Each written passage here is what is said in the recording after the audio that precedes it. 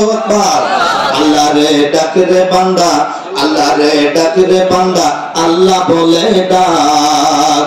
আল্লাহ রে ডাক রে বান্দা, আল্লাহ রে ডাক রে বান্দা, আল্লাহ বলে ডাক। যখন তোমার কেউ ছিল না তখন ছিলাম আমি, এখন তোমার সব হয়েছে বান্দা, পর হয়েছি আমি রে বান্দা, পর হয়েছি আমি। আবার যখন কেউ রবে না তখন রব আমি, তখন রব আমি রে বান্দা, তখন রব আমি। কথা বলেন ঠিক কিনা? আমার ভাই গো, আমার বাবাজিরা, একটু দিলটা নরম করে দিবেন বাজান, আর এদিক সেদিক নয়। এবার দেখেন কোরআনুল কারীম, আমার আল্লাহ বললেন এটা আমি নাজিল করেছি আমি আল্লাহ, আর হিফাজতের দায়িত্ব আমি আল্লাহ তাআলা নিজে নিয়ে নিলাম। আল্লাহ পাক কেমন করে হিফাজতের দায়িত্ব নিল? যেখানে আল্লাহ পাক হিফাজতের দায়িত্ব আল্লাহ নিজে নিল, আর সেই জায়গায় কোরআনের আলোকে নিভে দিবার জন্য পায় তারা চাইছিল সেই সময় কাফের মুশরিক। আল্লাহ পাকের দরবারে সেইটা আপনি আল্লাহ তাআলা ওপেন করে দিয়েছেন।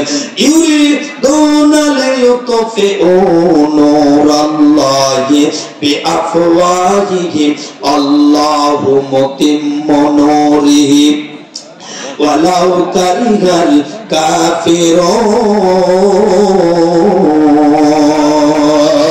জোরে বলুন আল্লাহু আকবার। এই যে কোরআনের আলোটাকে কাফের সম্প্রদায় যারা কোরআন বিরোধী মানুষ আছে তারা চায় এটাকে ফু দিয়ে নিভিয়ে দিবে, কিন্তু না না না বাজান, আমার আল্লাহ বলেন এটা কখনোই কোশ্চিনকালেও সম্ভব নয়। আল্লাহ বলেন ইন্না নাহনু নাযালনা যিকরা ওয়া ইন্না লাহু লাহাফিজুন। আল্লাহ বলেন পৃথিবীর মানুষ শুনে নাও, আমি আল্লাহ তাআলা এই কোরআনুল কারীমটা হেফাজতের দায়িত্ব আমি আল্লাহ তাআলা নিজে নিয়েছি। এটার বাড়ি ছিল লাউহে মাহফুজে, বাল হুয়া কুরআনুম মাজিদুন ফি লাউহে মাহফুজ। এই বাড়িটা ছিল লাউহে মাহফুজে। আল্লাহ বলেন ও নবী গো, এই কোরআনটাকে আমি আল্লাহ তাআলা এমন ভাবে হেফাজত করেছি। একটা एग्जांपल দেই বাজার, আমার আলোচনা আমি বলেছি 2-2.5 ঘন্টায় আলোচনা সমাপ্ত করা যায় না, তারপরেও আমি বলতেছি আমার বাজানরা যারা এখানে রয়েছে যুবক ভাইরা, আমার বন্ধু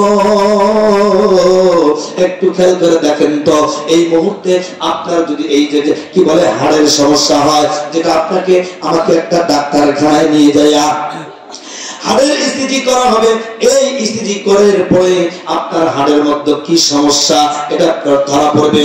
এরপরে পেটের মধ্যে যদি ব্যথা হয় অথবা একটা টিউমার যদি হয়, আমার আল্লাহ পাক এবং এই ডাক্তাররা পৃথিবীর জমিনে তারা আপনার আলট্রাসাউন্ড করবে। আলট্রাসাউন্ড করার পরে আপনার বডির মধ্যে কোন জায়গায় কি সমস্যা এটা ধরা পড়বে। কথা কান ঠিক কিনা? কথা বলতে হবে জোরে যাতে শয়তানের মাথা ঘোরে। এরপরে আপনার আমার যখন একটা সমস্যা দেখা দেবে পেটের মধ্যে, গলার মধ্যে, তখন আপনাকে আমাকে এন্ডোস্কোপি করবে। এন্ডোস্কোপিটা মুখ দ্বারা করা হয়, এই মুখ দিয়ে বারো ঢুকে দেওয়ার পরে আপনার ভেতরে কোন জায়গায় কি সমস্যা আছে এটা সঙ্গে সঙ্গে মেশিন দিয়ে ধরা পড়বে। কথা কান ঠিক কিনা? আল্লাহ বলেন এই পৃথিবীর তোমরা রয়েছো, একটা বার কি তোমরা খেয়াল করে দেখেছো যে আমি আল্লাহ তাআলা এই কোরআনুল কারীমটা এমন ভাবে হেফাজত করেছি। আজকে যেমন আপনার কাছে একটা ফোন আছে, এই ফোনের মধ্যে একটা মেমোরি আছে, এরপরে এই ফোনটার মধ্যে 4GB অথবা আপনার 32GB হওয়ার পরে এটার মধ্যে গান ধরে, ওয়াজ ধরে, বিভিন্ন কিছু ধরার পরে একটি সময় সে বলবে ফুলফিল আমি আর নিতে পারবো না, ছাড়তেও পারবো না। কিন্তু আমার আল্লাহ বলেন এই পৃথিবীর মানুষ তোমরা কি জানো আমি আল্লাহ তাআলা কেমন কুদরতি ভাবে এই ছোট্ট ছোট্ট বালক, এই যে আপনার 12 বছর 13 বছর ওই তাকরীরের মতন হাফেজ সাহেব যিনি বাংলাকে জয় করলেন, আল্লাহু আকবার বলেন, সেই তাকরীরের মতন হাফেজ সাহেব এরকম 12-13 বছরের হাফেজ এই যে ফাস্তুলাহ পর্যন্ত বলতেছে বিসমিল্লাহির রহমানির রহিম আলিফ লাম মিম যালিকাল কিতাবু লা রাইবা ফীহি হুদাল লিল মুত্তাকিন আল্লাযীনা ইউমিনুনা বিল গায়ব ওয়া ইউকিমুনাস সালাতা ওয়া মিম্মা রাযাকনাহুম ইউনফিকুন ওয়াল্লাযীনা ইউমিনুনা বিমা উনজিলা ইলাইকা ওয়া মা উনজিলা মিন ক্বাবলিকা ওয়া বিল আখিরাতি হুম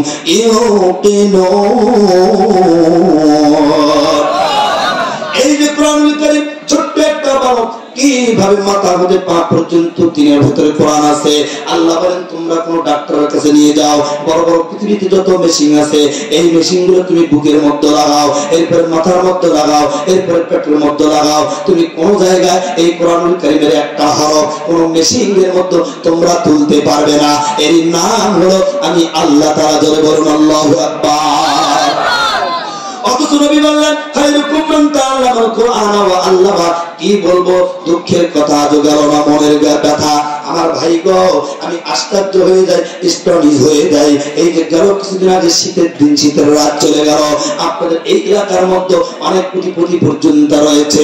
আমি একটা হেফজখানা আমিও চালাই, ছোট্ট ছোট্ট বালবালি পড়াই এই কোরআনুল কারীম। এই শীতের রাত্রিতে হুজুররা এরকম একটা ঠপঠপি বাড়ি দেয়, বাড়ি দেওয়ার সঙ্গে হাজার হাজার শত শত সন্তান আছে, তারা ধুপ ধুপ করে ওঠে এবং এই শীতের রাত্রিতে ছটছট করে কাঁপে আর ওযু করে। আর ওই সময় আপনি আমি ঘরের মধ্যে খেতা মুড়ি দিয়ে শুধু ঘুমাই, যত আজান দেয় তত খালি কোবরা লাগে। কথা গান ঠিক কিনা? এই কোরআন ওয়ালারা কি বলতে চাই একটু কানটা খুলে রেখে শোনেন। এই কোরআনটাই ছোট্ট ছোট্ট বালক গুলো, আর আমি দেখেছি ওই আমাদের ভয়ে পেন্টির ভয়ে তারা ধুপ ধুপ করে ওঠে, কোরআনুল কারীমটা বুকের মধ্যে নেয়, এই পাশে একটা চুমা খায়, ও পাশে একটা চুমা খায়। আল্লাহর নবী আপনি বললেন না আল কোরআন শাফিউম মুসাফফা ওয়া মাহিল্লুম মুসাদ্দিকা।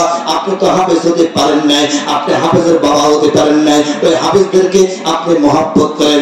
যেই মানুষগুলোকে এত সম্মানিত আল্লাহ পাক করলেন, ওই তালেব ইলম যখন রাস্তা দিয়ে হেঁটে হেঁটে যায়, আমার আল্লাহ পাক বলেন তাদের পায়ের নিচে নূরের পর বিছায়া দেয় ফেরেশতা যারা। জোরে কান আল্লাহু আকবার। তাকে আল্লাহ তো সম্মান দিল, সেই মানুষটার বিছানা দেখতেন কোথায়? গেছিলেন কোনদিন মাদ্রাসায়? শীতের রাত, বেশি কিছু নাই, একটাই কি বলে এটা কার্পেট, মাত্র একটা কার্পেট, এটার উপরে একটা মাত্র খেতা।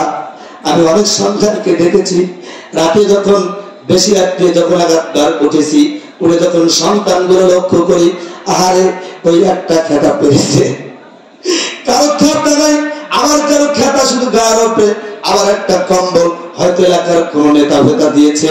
এই একটা খেতা একটা কম্বল এত আরামে ঘুমাইতেছে। আমি মনে হয় বাড়িতে যায় আমরা দেখেছি ল্যাপ গাউত দেয়, কম্বল গাউত দেয়, এরপরও ঠান্ডা লাগে। আর এই মাসুম বান্দাগুলো, এই কোরআন ওয়ালারা ওই প্ল্যাটফর্মের মধ্যে শুতে এমন ভাবে আরামের ঘুম ঘুমাইতেছে। আমার তখন মনে হলো আল্লাহ তোমার জান্নাতি পাগলগুলো, জান্নাতি পাখিগুলো এমনি করে আরামের ঘুম ঘুমাইতেছে, একটা খেতা গাউত দিয়া, কেউ বা দুটি কম্বল গাউত দিয়া তারা আরামের ঘুম ঘুমাইতেছে। আবার শেষ রাত্রিতে উঠে কোরআনটা নিয়ে তোমার সঙ্গে কথা বলবে যখন দোল খায়। আমার আল্লাহ বলেন বান্দা দেখো দেখো ফেরেশতারা দেখো, এই ছোট্ট মানুষটা এই শীতের রাত্রিতে উঠে আমার কালামকে বুকের মধ্যে নিয়া এমন ভাবে পড়াইতেছে, যাও যাও তার পিঠের মধ্যে একটা করে দোল দাও, দোল দিয়ে তার আরামে পড়ার সুযোগ করে দাও। জোরে কান আল্লাহু আকবার। সেই মানুষের দিকে আপনি একটাবার লক্ষ্য করলেন না। যদি আল্লাহ বলেন এই আব্দুর রহমান তোমাকে আমি কোটি কোটি টাকা দিয়েছিলাম, লক্ষ লক্ষ টাকা দিয়েছিলাম, তুমি ফ্ল্যাট বাড়ি করেছো, এটা তোমাকে আমি করতে বলিনি। ওই কোরআনওয়ালা যাকে আমি আল্লাহ সম্মান দিয়েছি তারা ওই প্ল্যাটফর্মে শুয়েছিল, তারা ওই যে ভাঙ্গা ঘরে শুয়েছিল, তুমি কি একটাবার লক্ষ্য করেছো? যদি একবার ধরে বসে আপনার আমার পক্ষে কোরআন সাক্ষী দেবে না, তখন বিপক্ষে কোরআন দেবে সাক্ষী যে আল্লাহ তারা কোনোদিন খোঁজ নেয় নাই। আরো কি বলবো দাদা, কি বলবো খুব খেয়াল করেন। আমি গেল কিছুদিন আগে একটা মাদ্রাসা, এরকম হেফজখানায় মাদ্রাসা, আমি বিভিন্ন জায়গায় প্রধান বক্তা থাকি, কোথাও দ্বিতীয় বক্তা থাকি। আমার ভাই গো, আমি সেই দিন থেকে আমি স্টনিজ হয়ে গেছি। আপনার চারটা সন্তানের মাথার মধ্যে সৌদি পাখি পরানো হবে, সব ছেলেগুলো মুখের একদিকে পাখির মতন ঘোরাঘুরি করতেছে। আমাকে দেখার পরে তারা বলতে বলতেছেন হুজুর দেখতেছে যে বেশ ভালো ভালো জামা পরেছে, কেউ মাথার মধ্যে টুপি পরেছে, আবার কেউ ভালো জামা পরেছে, আনন্দে ঘুরতেছে। চারজনের মধ্যে একটি সন্তান, তার মুখের মধ্যে কোনো হাসি নাই, চোখের মধ্যে কেন জানে টালুটুলু করতেছে পানি। আমি তখন ডাক দিলাম, তোমরা কতজন সন্তান পাগড়ি নিবে? বলতেছেন হুজুর আমরা 4 জন নিব আজকে বন্ধু একসাথে পাগড়ি। বলে তাহলে তোমাদের 4 জনের মধ্যে ওই 3 জন দেখতেছি খুব আনন্দ উল্লাস করতেছে এবং তাদের গায়ের জামাগুলো খুব সুন্দর এবং ভালো। তোমার কি হয়েছে? তোমার গায়ের মধ্যে একটা ভালো জামা নাই, তোমার মাথার মধ্যে একটা টুপি নাই, তোমার গায়ে পায়ের মধ্যে একটা ভালো স্যান্ডেল নাই। আমি বললাম বেটা তোমার কি হয়েছে? বলতেছেন হুজুর বলতে কান্না করে ফেলেছে, চোখের পানিগুলো ছেড়ে দিল, ছেড়ে দিয়ে বলতেছে আমার জন্য একটু দোয়া করবেন, আমার মা বাবার জন্য একটু দোয়া করবেন। বলে কি হয়েছে খুলে বলো। তখন বলতেছেন হুজুর আমার আজকে এই আনন্দের দিনে আমার মাথার মধ্যে আজকে পাগড়ি পরে দেওয়া হবে, আমার